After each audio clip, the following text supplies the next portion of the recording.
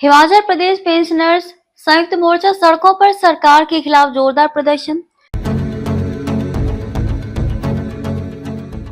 पेंशनरों ने सरकार पर वादा खिलाफी का लगाया आरोप। शहीदी पार्क में गूंजे नारे, हमारा हक दो, हमारी पेंशन लौटाओ। शिमला में आज हिमाचल प्रदेश पेंशनर्स संयुक्त मोर्चा ने सरकार की नीतियों के खिलाफ जोरदार प्रदर्शन किया। राज्य भर से पहुंचे हजारों पेंशनरों ने शहीदी पार्क में एकजुट होकर रैली निकाली और सरकार से अपने हक की आवाज बुलंद की।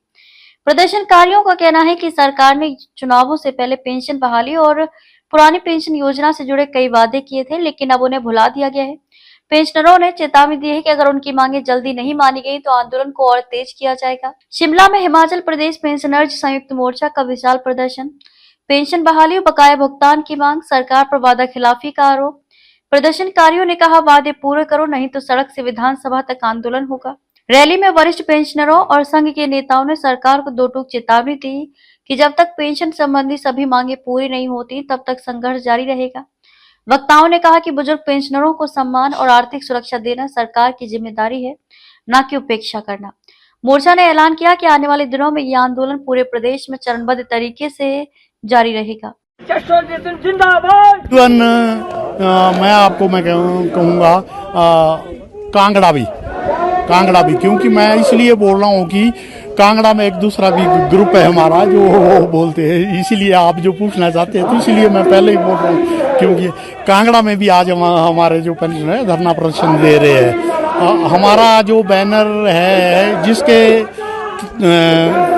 जिस बैनर के तले आज हम है Himachal Pradesh pensioner joint front, इस बैनर के तले आज हम पेंशन पे माननीय मुख्यमंत्री से हम अपील करेंगे। वो इसीलिए कि हमारे को 16% तो डीए ड्यू हो गया और जो पीछे भी आपने हमारे को डीए दिया है उसका एरियर भी नहीं दिया, और खास करके वो पेंशनर जो 2016 और 22 के बीच के रिटायर हुए उनका तो 10-10 लाख भी है, किसी का 15-20 लाख भी होगा। बहुत पैसा सरकार के पास पेंडिंग है, तो अब हमारे पास कोई दूसरा ऑप्शन नहीं था। अब तो हमारे पास एक यही ऑप्शन है और इसमें हम अगर अभी नहीं हुआ दिवाली तक, हम ये उम्मीद करते हैं कि दिवाली तक नहीं तो इसके बाद हम स्टेट लेवल पे बहुत बड़ा प्रदर्शन शिमला में करने जाएंगे। धरने तक ही सीमित रहेंगे आप लोग, क्योंकि पहले भी धरने यहाँ पर हो चुके हैं और उम्मीद आपके पास अभी तक है? मेरे को लगता है नहीं कि आपकी उम्मीद अभी तक पूरी हुई यहाँ पर हुई है। नहीं तो धरना प्रदर्शन तभी हम कर रहे हैं ना, उम्मीद पूरी नहीं ना हुई ये भी तो धरना प्रदर्शन, और इसके अलावा और क्या कर सकते हैं? हम धरना प्रदर्शन ही करेंगे, बाकी जब वक्त आएगा तब देखेंगे। अभी तो धरना प्रदर्शन ही है ना हमारा, तो जो है ये पंचायती राज चुनाव भी आ रहे हैं, तो क्या उन पंचायती राज चुनाव में अगर मांगे पूरी नहीं होती है तो सरकार के अगेंस्ट यहाँ पर जाएंगे या नहीं जाएंगे? वो जहाँ तक पंचायती राज के इलेक्शन है ये पार्टी लाइन पे नहीं होते, आप ये समझते हैं। खास करके जो जितने छोटा इलेक्शन है, चाहे वो प्रधान का हो, वो है वो ऑफ जो भी है वो पार्टी लाइन पे नहीं होगा, तो वो कैसे पता लगेगा कि वो कौन किसका है? चलो हाँ जी, विधानसभा इलेक्शन का करेंगे फिर?